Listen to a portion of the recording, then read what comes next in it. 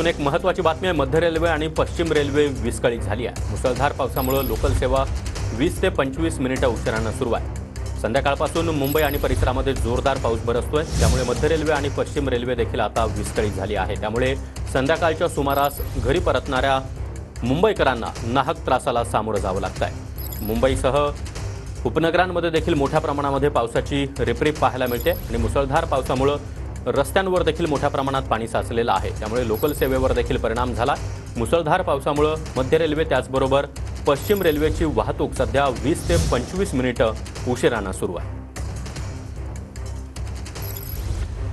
तर मुंबईतील रेल्वे स्थानकावरील ही काही दृश्य आपण पाहतोय। रेल्वे रुळांवर देखील आता पाणी आलेलं आहे, त्यामुळे मध्य आणि पश्चिम रेल्वे सध्या विस्कळीत झालेली आहे। 20 ते 25 मिनिटे उशिराने ही वाहतूक सुरू आहे आणि संध्याकाळच्या सुमारास मुंबईकर नागरिक हे कामावरून घरी परतत असतात आणि त्याच वेळी मोठ्या प्रमाणामध्ये पाऊस सुरू आहे। त्यामुळे रेल्वे वाहतूक विस्कळीत झाल्याने मुंबईकरांना आता नाहक त्रास सहन करावा लागतोय।